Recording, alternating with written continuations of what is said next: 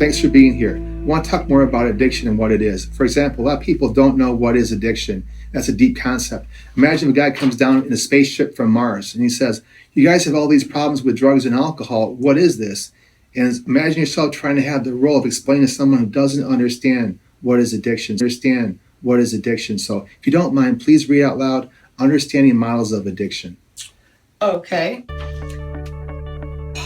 Paradigm. Paradigm. Fancy word, isn't it? Thank you. Yes, thank you. An example, a model, a lens through which to view something, a pattern. Okay, please continue. Everyone has their own perspective when describing something complicated. When three blind men attempt to explain an elephant after touching it, the result is confusing. One touches the foot and says it is large and round like a tree stump. Another touches the tail and says it is like a snake. Oh boy. Uh-oh. Another touches the face and says it is like a giant. They are all telling the truth from their perspective. However, they only understand a part of the animal. That's deep. Now please continue. Let's talk about the moral and spiritual model first, if you don't mind. Okay. The moral and spiritual model. If you really wanted to stop, you would. You're self-indulgent. This is a vice like cheating on your wife or gambling. It's a choice. And what's the solution for this one? Find your morals. Find God, you lost your way. Have you ever heard addiction being referred to as a moral or spiritual problem with the person? Like, for example, someone says, if that guy would just go to church more often and believe in God, he would stop abusing drugs or alcohol. Yes. Yeah. We can see guys on late night TV preachers, right, all the time talking about, you got to find Jesus. Jesus can stop your addiction and alcohol problems. And so imagine back in the 1920s and 1930s, if a woman had a husband who was drunk all the time and blowing all his money at the bar, where would she go to get help?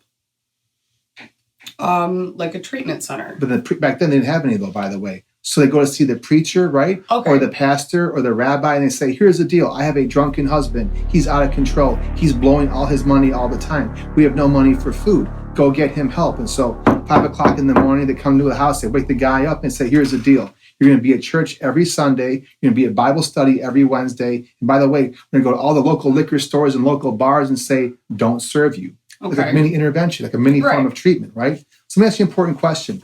Is it possible you can be an alcoholic or an addict and still have pretty good morals or values? Yes. Absolutely true, right? Yes. I bring you to Brighton Hospital right now. I'm using Brighton as an example. And we bring it into the group room. There's going to be about 4 or 5 women in there. They're housewives from Birmingham or West Bloomfield, and they are strung out to the gills on Xanax and Adderall. However, you can leave your purse there. You can talk to them. They won't steal your shit and they won't lie to you, but they're completely drug addicted. Let me ask you another question. Is it possible if you keep abusing drugs or alcohol, you can begin to break your own morals and values over a period of time?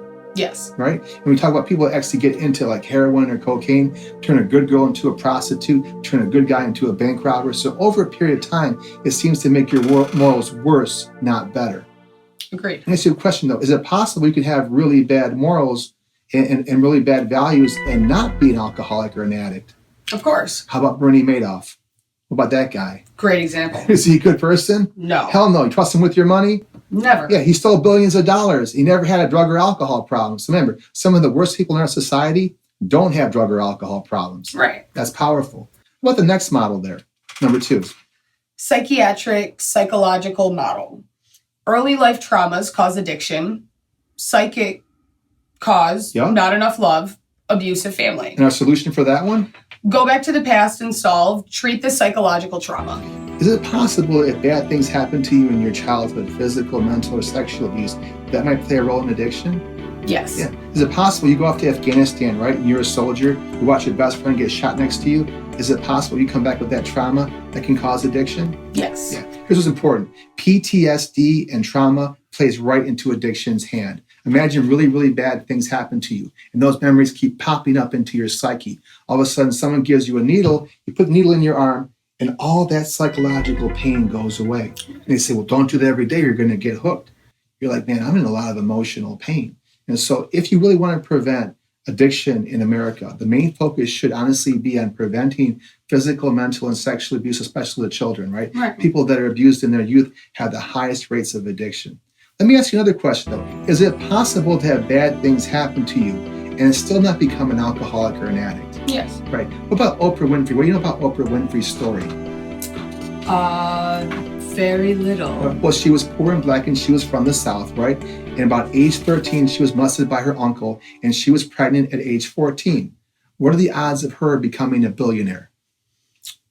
1 in a billion. Right, there you go. And so here's my thinking on that. What's different about Oprah Winfrey? We call it resiliency factors. There's something about her, the way she deals with reality. She's very spiritual. She always had a very strong support system behind her. She has a sense of purpose in her life, and that's very important. But most of the people who have those kinds of bad things happen to them are not going to become billionaires. Right. Cool. She's driven. Right, exactly right. How about the environmental model?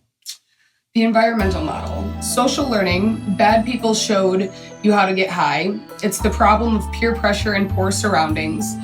It's these people, that area, easy access to drugs. Now, a solution for that one? Geographic cure, social cure. Leave that place and those people alone and you will stop using. So guess who loves this model? Moms. How'd you know that? Every mom comes to see me and they say, my kid is so innocent. My little young man, he's a little angel. And it's all the other kids in the neighborhood that are forcing him to smoke marijuana. And you would say what to that mom?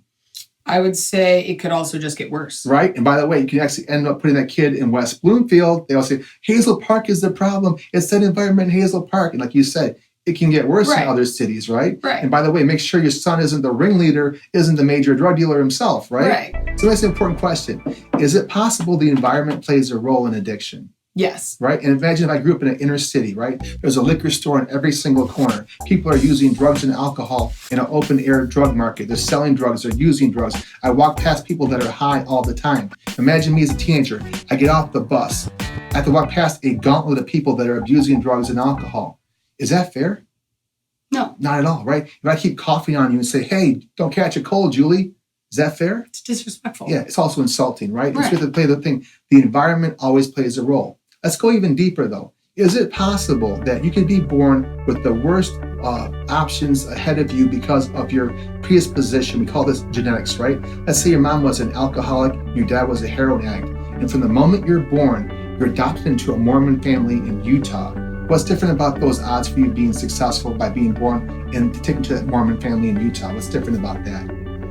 Your environment. Right. And so they don't use drugs or alcohol, don't even use caffeine, right? And so you can have the worst predisposition, but if you never abuse drugs and alcohol, you can never become an addict. That's true. Thank you. How about the existential model? Conceptual model relating to the unique experience of human existence. Condition, people with no sense of purpose or destiny are prone to anxiety, addiction, laziness, insecurity, and fear of death. Okay. And the solution for that one? Discover your purpose or destiny on this earth, and you will live a life of meaning and purpose. Those fulfilling their sense of purpose have no use for intoxicants. Well, that's pretty powerful. So you got to have a sense of purpose. I'll give you an example of this model with regards to my friend Paul. Trust fund Paul is a guy, when he turned 26 years of age, his dad bought him a $300,000 house, gave him a $30,000 car. He gets $3,000 for the rest of his life every month in a checking account. When Paul's father came from Poland to America, his goal was to have his son and daughter never have to work the rest of their lives, right? So when Paul turns 26, his dad had him set up with a wonderful trust fund. What do you think happened to Paul within 2 years? He threw it all away? Yeah, became a major alcoholic and major addict, right? Paul smokes pot every single day, drinks beer every single day, eats pizza almost every single day, and masturbates almost every single day. And so at some point, I kind of confront Paul. I'm like, Paul, you're throwing your life away. You have no sense of purpose. Please stop smoking weed. Please stop drinking. Why don't you get a girlfriend? And Paul looks at me and goes, dude, I don't want a girlfriend. All girls ever do is complain about my pot smoking. Because they're fucking supposed to. Women have a civilizing effect on men. If it wasn't like for women like you, all the men would be dead, right? Women tell us, stop swinging around on that tree, come home by 5 o'clock, eat your broccoli and brush your teeth. Women are the glue that hold our society together. Is that making sense? Yes. All right. How about this disease model? The disease model. Genetic, psychological predisposition, symptoms just like a disease, mental, physical, legal, and social consequences. That's a lot, isn't it? It is a lot. Insurance. Billable, thank you, model. AMA model. American Medical Association. Removes blame and is treatable. And the solution for that one? Stop the cause of the disease using the symptom. Get it right. Consequences will go away. Right. So basically, addiction is a disease because it's got symptoms and it's treatable. This is very important. It's also testable. You can actually bring somebody into an interview, scan their brain, and say this person has an alcohol problem or this person doesn't, right? It's got symptoms and it's treatable. And it's also even testable. What's important about the disease model, it removes stigma.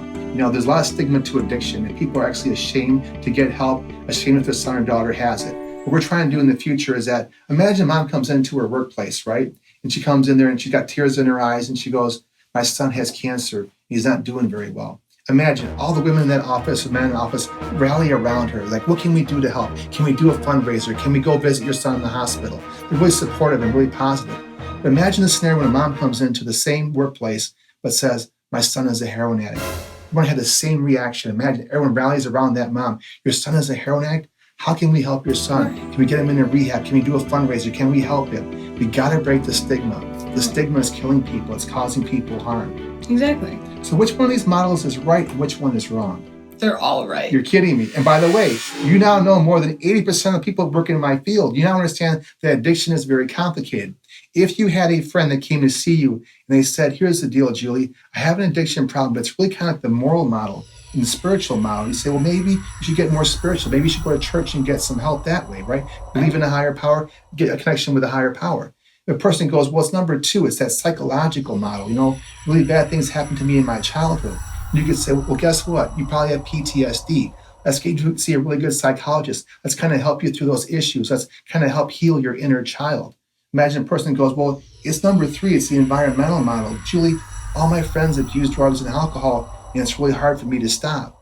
I'm like, okay, let's work on getting you some new friends. Let's work on, dealing with peer pressure and social pressure. Person comes to see you with number 4.